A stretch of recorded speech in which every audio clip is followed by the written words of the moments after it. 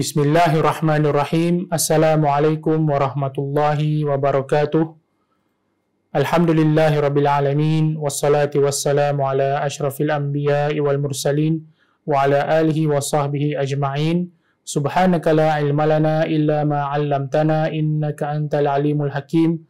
Wa la hawla wa la quwwata illa billahil aliyil azim. Amma ba'. Tuan-tuan dan puan-puan rahimani wa rahimakumullah.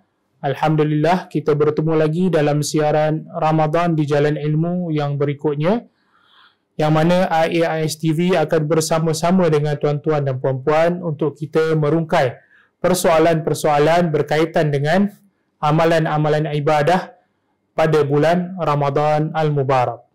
Tuan-tuan dan puan-puan rahimakumullah, kita kini berada dalam 10 hari yang terakhir dalam bulan Ramadan, yang mana tidak lama lagi kita akan menghabiskan Ramadan ini insya-Allah, diakhiri dengan Hari Raya Aidul Fitri. Namun kita tidak mahu ketinggalan daripada merebut peluang-peluang yang ada pada hari-hari akhir bulan Ramadan ini. Dan di antara soalan yang sampai kepada kita adalah bagaimanakah cara terbaik untuk kita menghidupkan malam-malam akhir di bulan Ramadan. Ada sesetengah daripada kelompok masyarakat mungkin pada zaman-zaman yang sebelumnya, atas dasar mungkin kekurangan rujukan ataupun tiada peluang untuk menuntut ilmu, maka tidak berapa jelas tentang bagaimanakah cara yang sebenar, yang terbaik untuk menghidupkan malam-malam akhir bulan Ramadan. Antaranya apabila kita sebut bahawa kita perlu mengejar ataupun mencari Lailatul Qadar, maka difahami oleh segelintir masyarakat mencari itu bagaikan untuk mencari sesuatu benda di waktu malam. Maka mereka menunggu petanda-petanda tertentu, ataupun peristiwa-peristiwa tertentu. Maka apabila berlaku peristiwa tersebut ataupun ada menerima berita, menerima laporan daripada orang lain, barulah segelintir masyarakat itu bersegera untuk melakukan ibadah ataupun berdoa dan sebagainya. Ini merupakan satu salah faham tentang bagaimana seharusnya kita menghidupkan malam-malam akhir di bulan Ramadan. Ada beberapa tahap yang mana boleh kita kongsikan sebagai kaedah terbaik untuk menghidupkan 10 malam akhir di bulan Ramadan. Tahap yang pertama ialah kita beribadah, kita menghidupkan sepanjang malam di setiap malam-malam akhir di bulan Ramadan. Maksudnya kita beribadah daripada awal malam sehingga akhir malam, iaitu subuh. Kita beribadah bermula daripada maghrib, kemudian bersambung sehingga ke Isyak. Maksudnya maghrib kita berbuka puasa, kemudian solat maghrib berjamaah diikuti dengan bacaan Al-Quran, seterusnya sampailah solat Isyak, diikuti solat tarawih, dan diteruskan lagi dengan bacaan Al-Quran, mungkin tadarus, mungkin berdoa, istighfar, sampailah waktu pagi. Dan di waktu pagi pula kita melaksanakan tahajud sebelum masuknya waktu subuh, sebelum kita bersahur dan kemudian masuknya waktu subuh.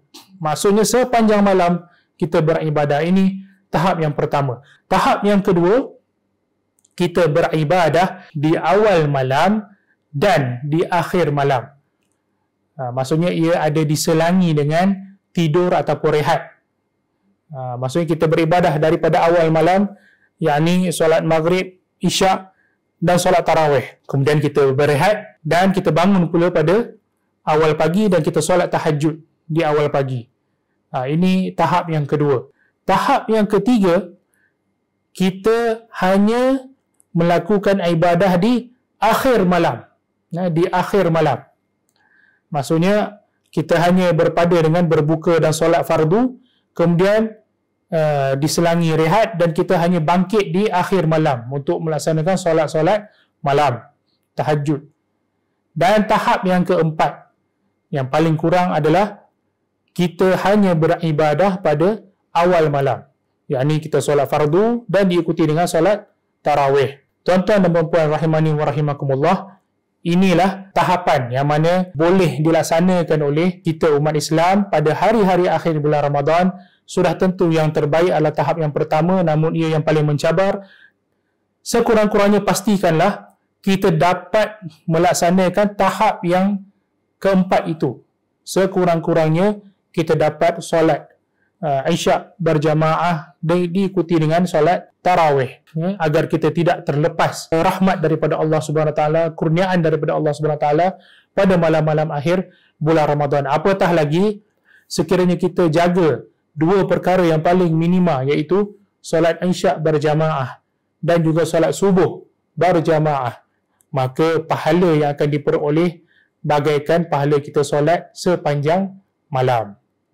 Maka jaga sekurang-kurangnya dua solat fardu tersebut dengan kita melaksanakannya secara berjamaah, dan semoga kita diberi taufik oleh Allah Subhanahu Wa Taala, diberikan kesihatan, diberikan kekuatan untuk kita bangkit pada malam-malam akhir Ramadan, agar kita akhirnya dapat dikira sebagai mereka yang diampunkan oleh Allah Subhanahu Wa Taala. Wallahu taala alam.